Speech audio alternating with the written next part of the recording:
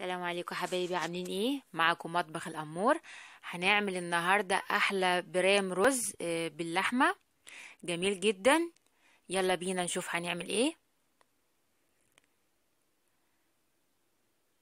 معايا هنا قطع لحمة سلقاها، دي سمنة، لبن، واللبن يكون سخن، قشطة، ملح، فلفل اسود، وده رز مغسول.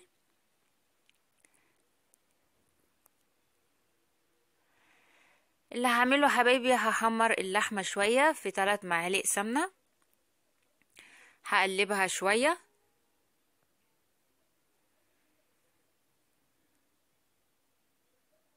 طريقة سهلة وجميلة جدا وهتعجب كل العيلة.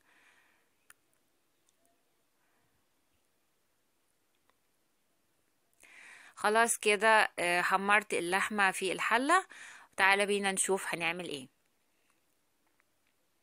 عندي هنا البرام بتاعي، هدهنه سمنة من تحت ومن الجوانب.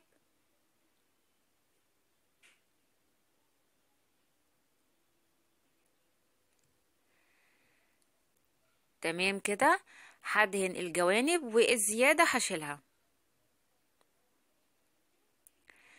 يا ريت لو عجبكم الفيديو ما تنسوش تقولي رأيكم في التعليقات.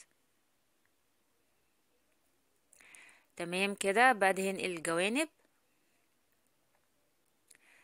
هحط الرز.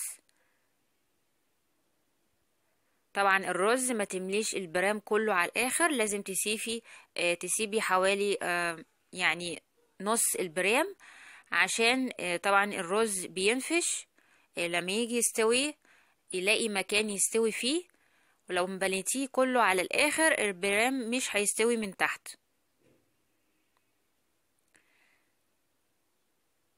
تمام كده، هساوي الرز.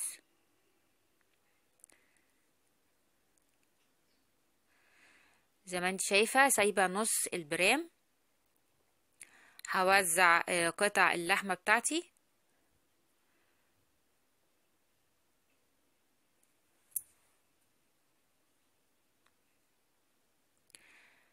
هسويها في البرام. طبعا بتكوني مجهزة الفرن على درجة حرارة 200. هحط الملح على اللبن.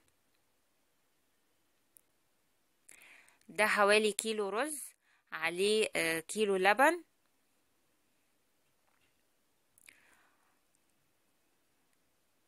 هحط الملح وهحط الفلفل الاسود. زي ما انت شايفة طريقة سهلة جدا ومفيهاش اي صعوبة.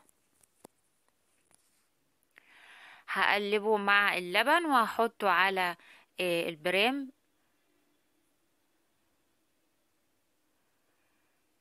طبعا لو انتي مستعجلة اللبن تغليه، هياخد وقت بسيط قوي في الفرن. برضو لازم اسيب مسافة في البرام عشان لما الرز يستوي يعني يبقى يستوي ويبقى كويس جدا. هحط قطع من القشطة. القشطة بتديه طعم جميل جدا وبتحمر الوش.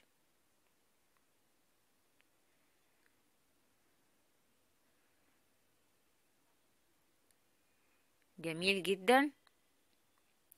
هوزع القشطة